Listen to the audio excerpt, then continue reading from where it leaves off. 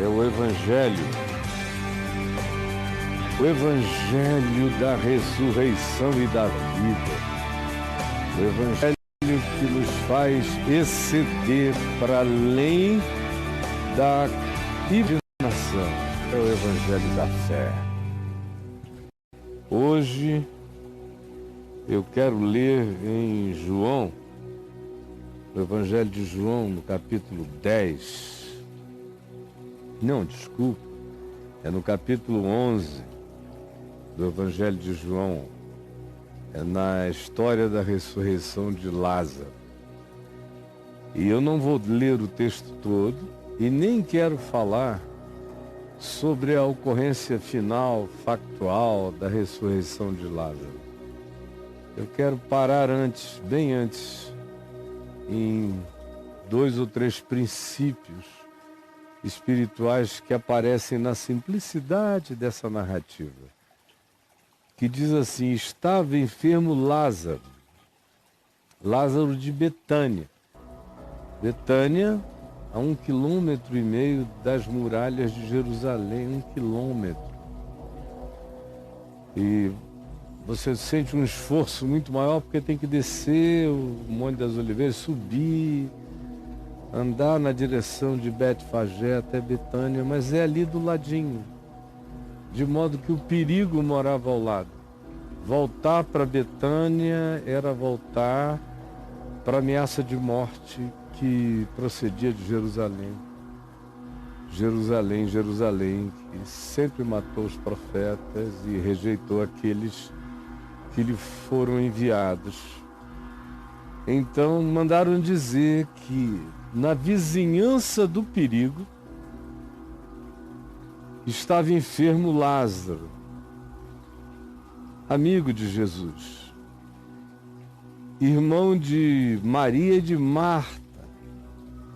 E esta Maria, cujo irmão Lázaro estava enfermo lá na vizinhança do perigo em Jerusalém, era a mesma Maria que ungiu com bálsamo o Senhor, conforme a gente vê depois em João, aqui no capítulo 12, no verso 3, é a mesma Maria, dias depois.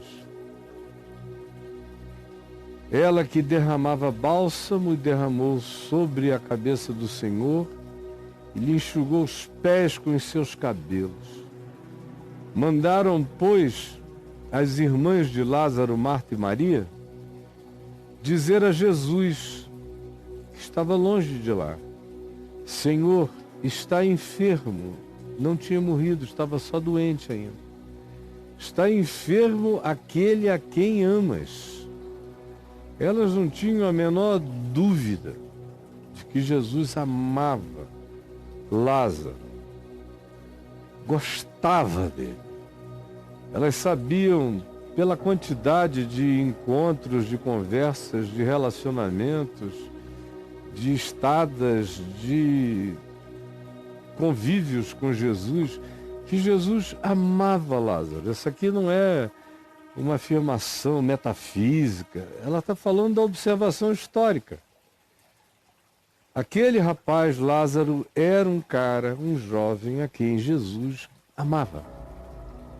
Era um homem acerca de quem ele tinha prazer, ele gostava. Assim como ele gostava imensamente das irmãs de Lázaro, Marta e Maria. E assim como, em especial, a Maria, que tinha uma afinidade toda particular com ele. E uma intimidade desmedida e desatemorizada. Jesus gostava muito da gente dessa casa, a tal ponto que as irmãs mandam dizer-lhe: Senhor, está enfermo aquele a quem amas. Não precisava nem dizer o nome, ele sabia. Ao receber a notícia, disse Jesus o seguinte: esta enfermidade não é para a morte, mas Lázaro morreu. Lázaro veio a morrer e Jesus veio a ressuscitá-lo, depois que ele já estava morto há 4 dias. Mas o conceito de morrer, não morrer, morte, tudo isso para Jesus é muito relativo. Ele está falando numa outra frequência, com outro olhar, com outra percepção, a partir de outros significados é que ele está olhando. Por isso ele diz coisas que para nossa estupidez imediata parecem ridículas. Tão ridículos ficamos nós na nossa morte de percepção. Esta enfermidade, disse ele, não é para a morte, e sim para a glória de Deus, a fim de que o Filho de Deus seja por ela glorificado. Essa enfermidade é para que o Filho de Deus seja por ela glorificado. Jesus está dizendo, essa enfermidade é para mim. Essa enfermidade é uma oportunidade. Essa enfermidade é um projeto, é uma proposta. Essa enfermidade não é simplesmente um fenômeno orgânico. Essa enfermidade carrega um significado dentro dela própria. Esta enfermidade carrega um significado nela própria. E é para que o meu nome seja glorificado. Ora, amava Jesus a Marta e a sua irmã Maria e a Lázaro. Mas, quando veio a saber que Lázaro estava doente, apesar de todo esse amor inegável e inquestionável, ele ainda demorou 2 dias a mais no lugar aonde estava. Ficou no mesmo lugar, sem sair do lugar, sem fazer movimento, no silêncio total, sem recado e sem caminhada na direção desses a quem ele amava, que tinham pedido socorro, que estavam próximos a Jerusalém e que era um lugar cheio de ameaças de morte para Jesus, mas ele não se deixou tomar pela subteza do anúncio, da informação, da notícia da morte, e não agiu de maneira emocional, não saiu correndo como um Salvador, como um Messias faria. Jesus não agia como os Messias, não saiu correndo, ele não se desesperava para demonstrar que era Salvador de nada nem de ninguém, nem dos amigos.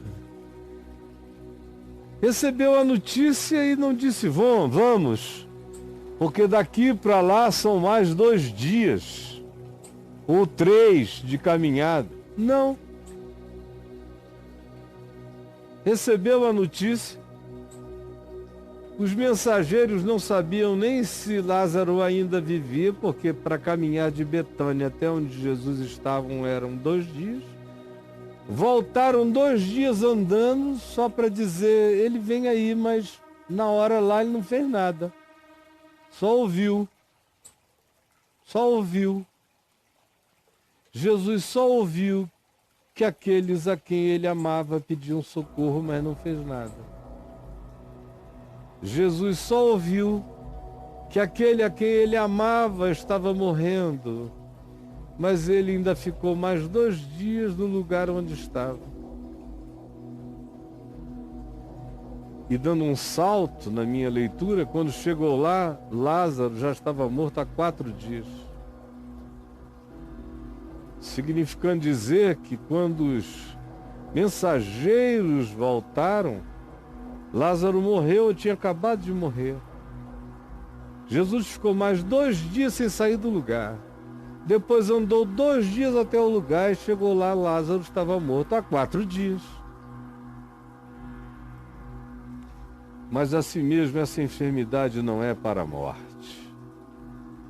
mas que por ela significados de vida se abram.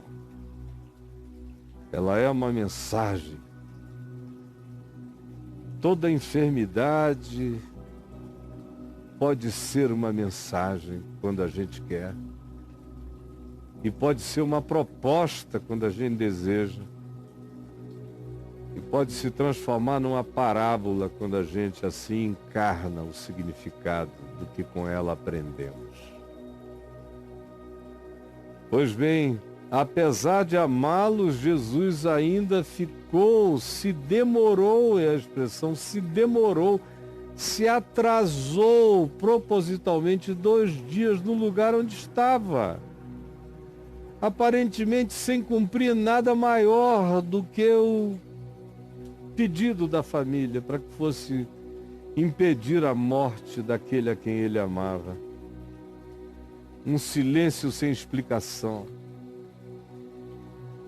Deus me ama, então por que não me fala, não se levanta em meu favor, não vem ao meu encontro? Por que se demora? Porque deixa acontecer, porque permite que o ciclo se complete e a morte chegue. Por quê? Porque tem certas coisas que a gente só vai ver se a morte chegar. Há certas coisas que a gente só enxerga quando a doença vence. Há certas coisas que a gente só compreende quando Deus atrasa. Há certas coisas que só ficam infinitamente sublimes se Deus contra Deus chegar só quando quiser e nos assustar com aquilo que as nossas orações não podiam prever. Ficou ainda, se demorou ainda. Depois disse aos seus discípulos: vamos outra vez para Jerusalém, para a Judéia. E disseram-lhe os discípulos: Mestre, ainda agora, outro dia, a gente saiu correndo de lá, a gente pegou uma via secundária, porque os judeus procuravam apedrejar-te, e agora tu voltas para lá? É suicídio. Respondeu-lhes Jesus: não são 12 mesmo as horas do dia? As horas do dia são quantas? Não são 12? Não vai do nascer do sol ao pôr do sol? Não são 12? De 6 da manhã em diante, até que o sol se põe outra vez? Não são 12 as horas do dia? Pergunta ele aos seus discípulos, que estavam preocupados com a volta à Judéia e o perigo de serem mortos porque estavam do lado da vizinhança da promessa de homicídio. Os judeus queriam matar-te, apedrejar-te, e voltas para lá. Não são 12 as horas do dia. Se alguém andar de dia, se alguém andar com consciência, com fé, se alguém souber o que está fazendo, não tropeça. Porque vê a luz deste mundo, anda de dia, anda na luz, anda com consciência, anda com discernimento, anda por decisão, anda por escolha. Escolhe a hora de sair, escolhe a hora de chegar, escolhe andar só na luz, escolhe nas trevas parar. Não são 12 as horas do dia? Respondam-me. Se alguém andar de dia, não tropeça porque vê a luz deste mundo, mas se andar de noite, se andar sem a consciência do que faz, se andar no impulso, se andar na pulsão, se andar na angústia da pressa, da ansiedade, da ignorância, então tropeça. porque nele não há luz. E como não tem luz de fora para iluminar, e nele não há o conhecimento, a consciência, não há, os seus olhos não iluminam o seu caminho, porque ele não tem essa luz em si mesmo, vai tropeçar. Isso que Jesus disse se aplica a tudo na existência. Mas o verso 11 diz assim: isto dizia e depois lhes acrescentou: nosso amigo Lázaro adormeceu, mas eu vou para despertá-lo. É uma coisa extraordinária como o tempo todo nós somos ensinados por Jesus, como a gente pode cair em estados de sono. Há uma certa ênfase aqui na noite, no sono, negativamente. Quem anda de noite tropeça, quem anda de dia tem luz, não tropeça. Nosso amigo Lázaro adormeceu, mas eu vou para despertá-lo.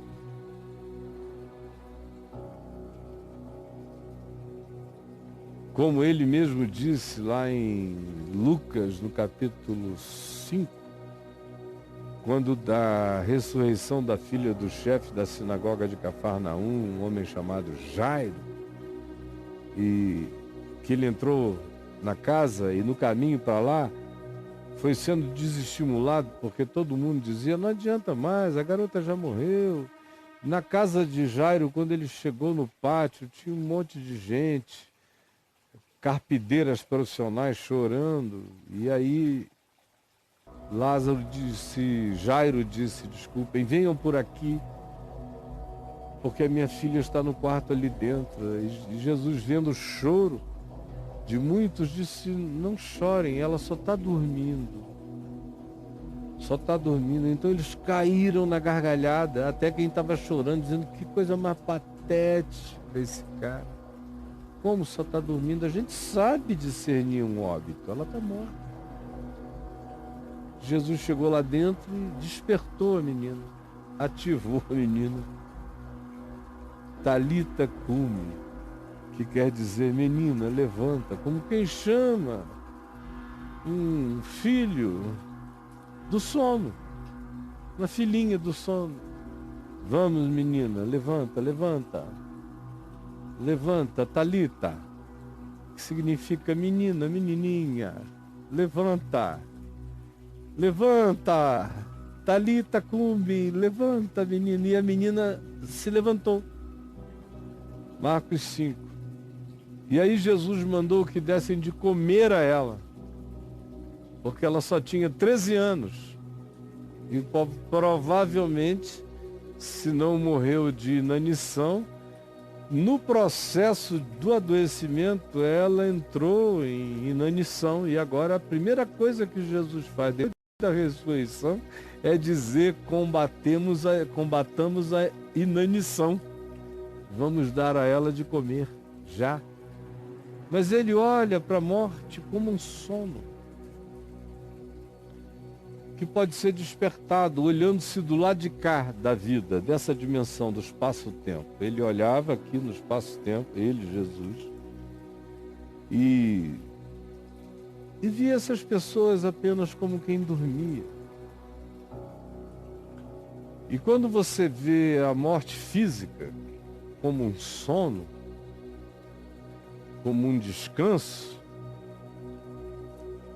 o sofrimento é muito menor. Você tem a dor de saber que você não vai mais conversar com aquela pessoa, não vai ser mais ajudada por aquela pessoa eventualmente, ou nem vai mais ter que ter trabalho com aquela pessoa para sempre, porque o seu trabalho com ela era ato de amor e você vai sentir falta disso. Essa é a dor. Mas o sofrimento diminui muito. Muito. Mesmo que você não tenha a visão da vida eterna, que seria uma pena, perdendo a melhor parte. Mas mesmo que você não tenha ou não tivesse a visão da vida eterna, encarar assim a morte como um sono que me priva do relacionamento, mas me tira muitos sofrimentos.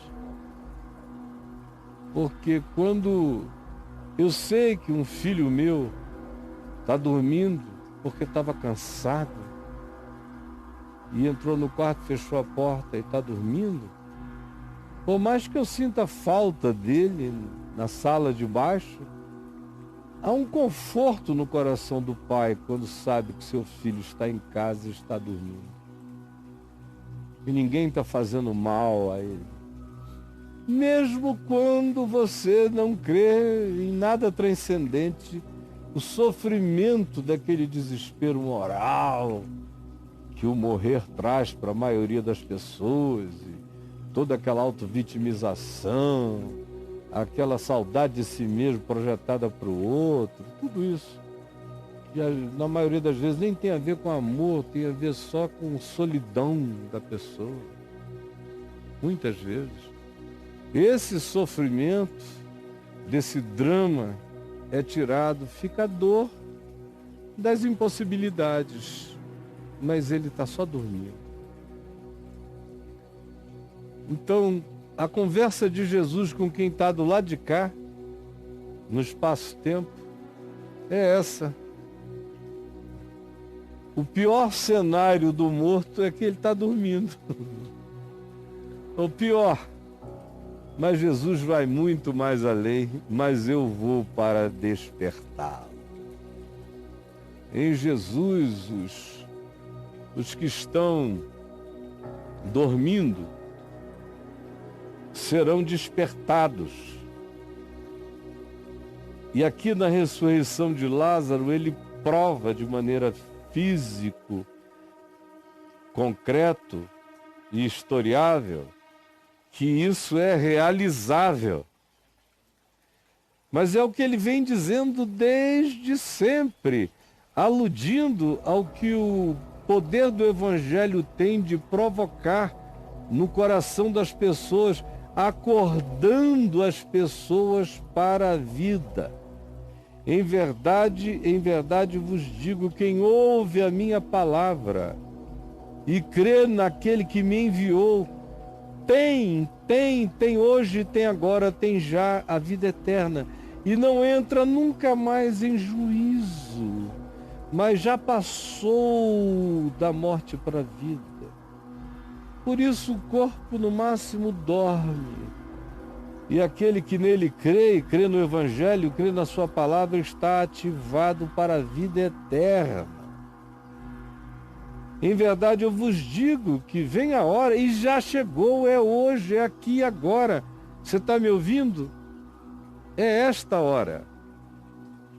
Você está me ouvindo? É hoje, é nesta hora. Vem a hora, e ele diz, e já chegou. Em que os mortos são os mortos-vivos sobre os quais eu venho falando.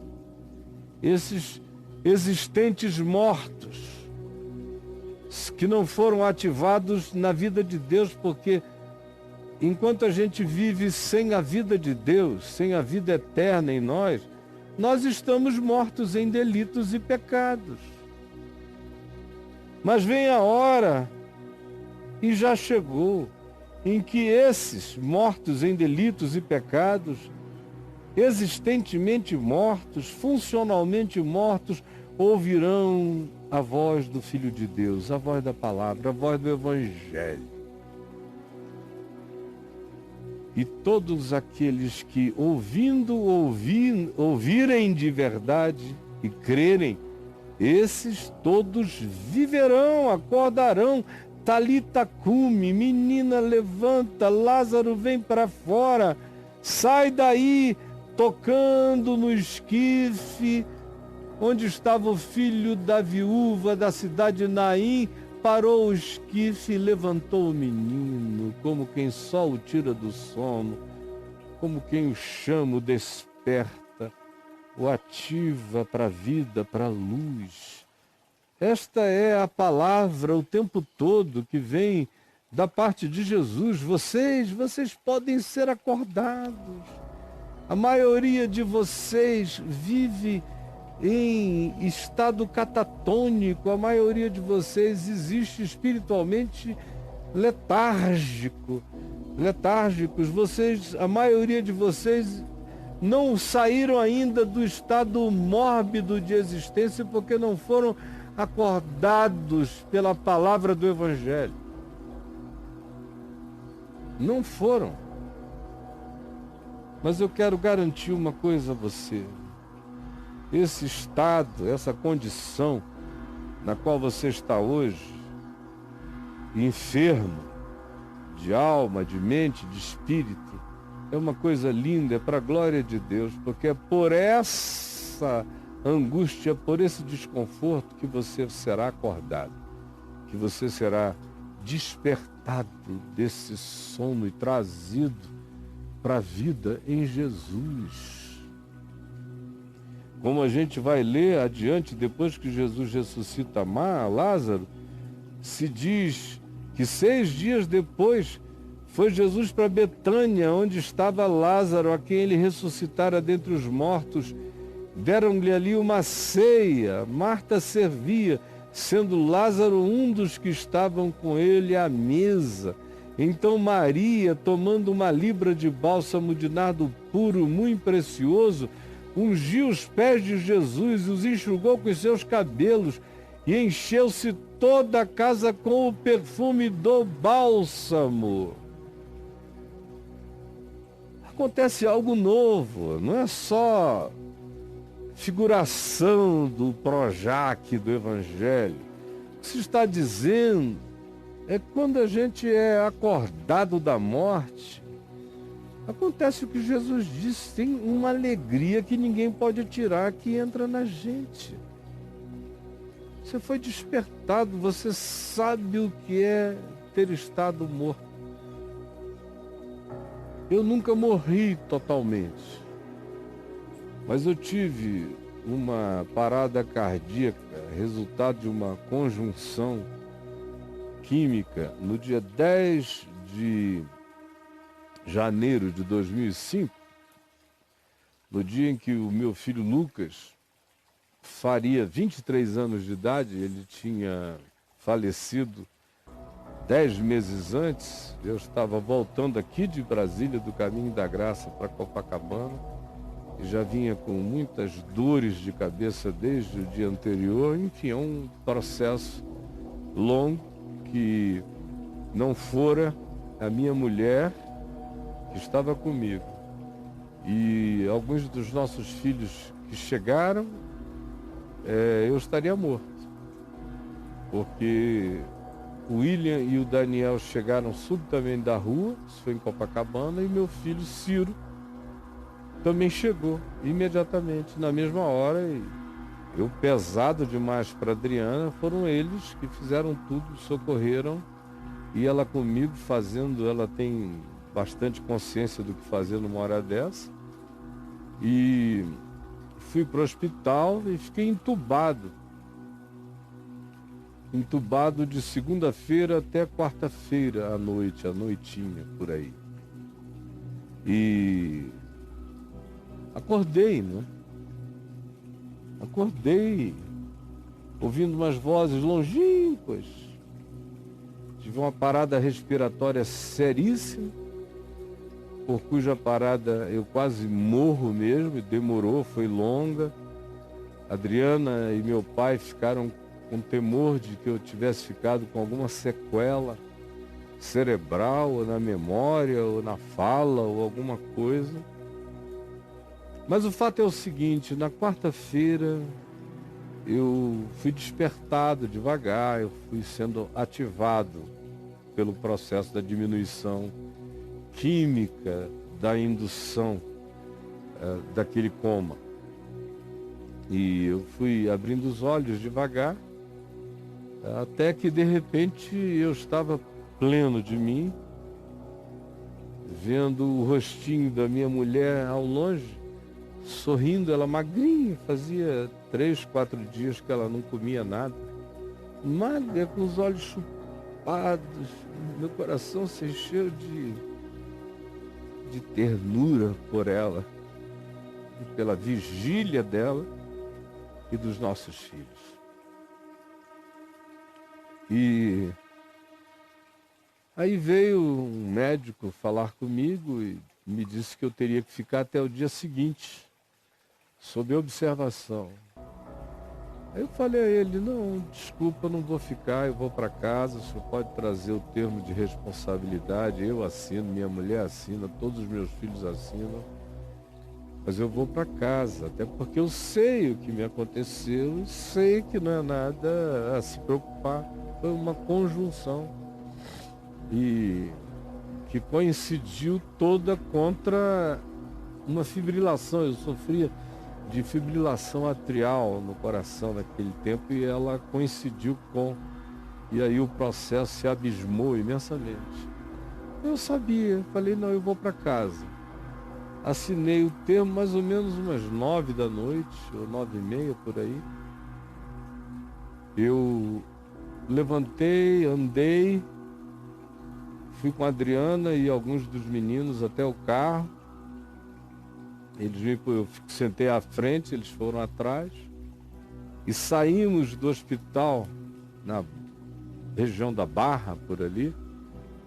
E fomos pela Avenida Niemeyer para casa, pela praia.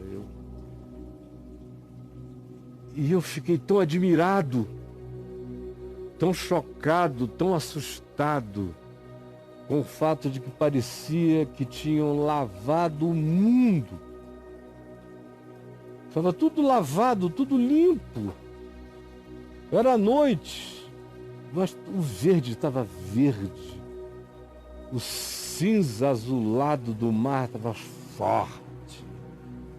Tudo imensamente novo. Até o asfalto da rua estava mais preto. Tudo intenso, tudo vivo.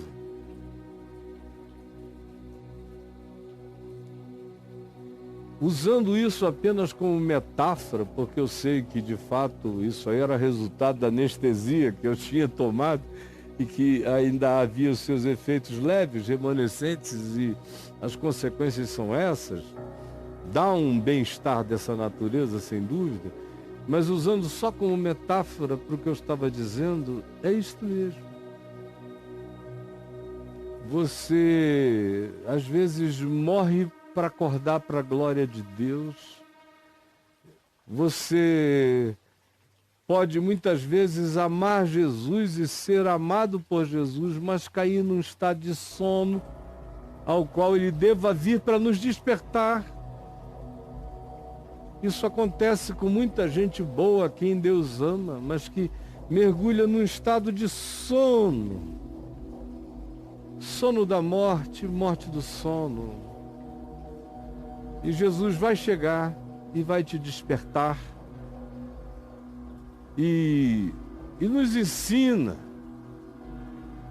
também, além disso, que esse processo inteiro pode ser para a glória de Deus, como todas as dores, enfermidades e sofrimentos que eu tive na vida só me jogaram mais para dentro do Santo dos Santos, mais para dentro do amor de Deus, mais para a intimidade do meu Pai, mais para a confiança nele, mais na certeza, mais pegando o invisível.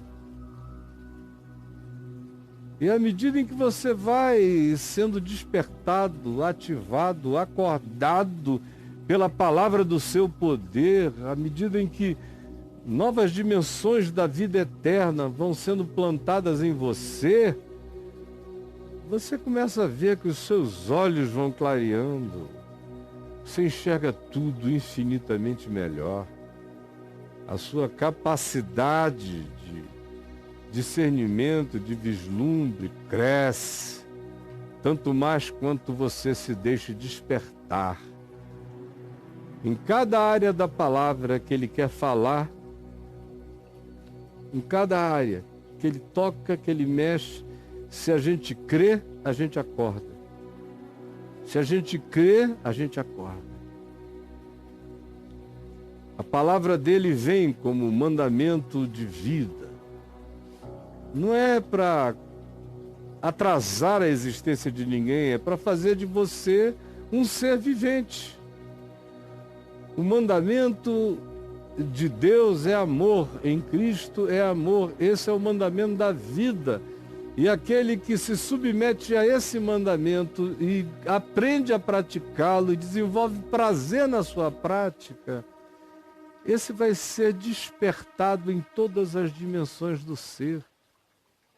E toda vez que vem uma circunstância onde algo do mandamento do Evangelho demanda de mim uma resposta, e eu respondo, sem medo, com confiança e fé, eu sou ampliado, expandido. E se eu continuo praticando, eu continuo me desenvolvendo. Indefinidamente eu continuo me desenvolvendo. Indefinidamente. A vida eterna vai crescendo em mim. Você pode entender essa linguagem metafórica que eu venho usando hoje de manhã desde o princípio? Aqueles que entenderem e crerem, por meio disso viverão.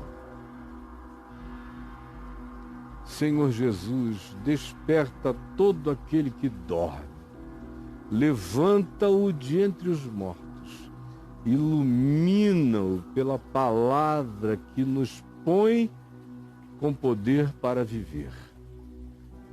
É o que eu te peço que tu faças agora, em nome de Jesus.